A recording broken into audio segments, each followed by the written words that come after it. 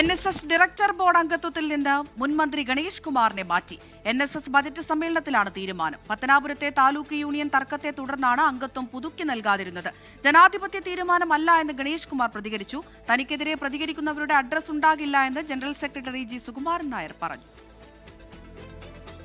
പത്തനാപുരത്തെ പത്മ കഫയുമായി ബന്ധപ്പെട്ട് ഗണേഷ് കുമാറിനെതിരെ അഴിമതി ആരോപണം ഉയർന്നിരുന്നു. അംഗങ്ങൾക്കിടയിലെ തർക്കം താലൂക്ക് യൂണിയൻ പിരിച്ചുവിടുന്നതിലേക്കെത്തി. ഇതിനെ തുടർന്നാണ് ഗണേഷ് കുമാറിനെ ഡയറക്ടർ ബോർഡിൽ നിന്നും മാറ്റിയത്.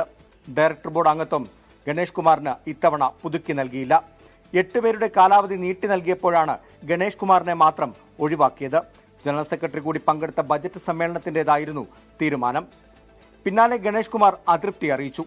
NSSൽ ജനാധിപത്യമില്ലെന്ന് ഗണേഷ് കുമാർ. എനിക്ക് 12 പേര് എന്റെ പിന്തുണയുള്ള പേപ്പറിന്റെ ഇരിപ്പുണ്ട്. അവർ വേണമെങ്കിൽ അവർ ആധാർ കോപ്പിയും തരാം, വേണമെങ്കിൽ അവരെ ഹാജരാക്കി കാണും. എന്റെ അപ്പൂപ്പന്റെ കാലം, ഒന്നത്താചാര്യന്റെ കാലം മുതൽ, എന്റെ അപ്പൂപ്പന്റെ കാലം മുതൽ NSSുമായി നല്ല ബന്ധമാണ്. എനിക്ക് എന്നും നല്ല ബന്ധമാണ്, ഇനിയും നല്ല ബന്ധമായിരിക്കും.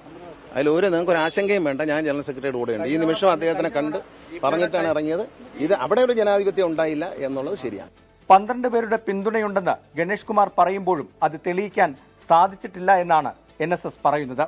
നേതൃത്വത്തെ വിമർശിച്ച ഗണേഷ് കുമാറിന് ജനറൽ സെക്രട്ടറിയുടെ ഭാഗത്തു നിന്നും അതിരൂക്ഷ വിമർശനവും ഉണ്ടായി. ജനറൽ സെക്രട്ടറി അതിനുവേണ്ടിയാണ് ജീവിക്കുന്നത്.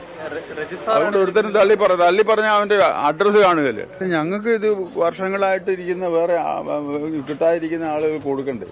അദ്ദേഹത്തിന് അതിനകത്ത് എന്തെങ്കിലും ഇത് നടന്നിട്ടുണ്ടെങ്കിൽ കേസ് കൊടുക്കാമല്ലോ. അതെന്താ കേസ് കൊടുക്കാത്ത? 12 പേരുടെ പിന്തുണ തെളിയിക്കുന്ന കത്ത് തന്റെ കൈവശമുണ്ടെന്നാണ് ഗണേഷ് കുമാറിന്റെ അവകാശവാദം.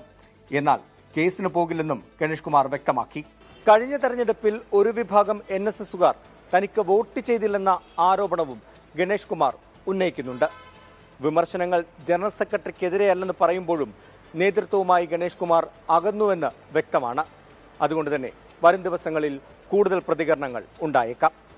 അരുൺ നിണ്ടൂറിനൊപ്പം ടോബി ജോൺസൺ, 24.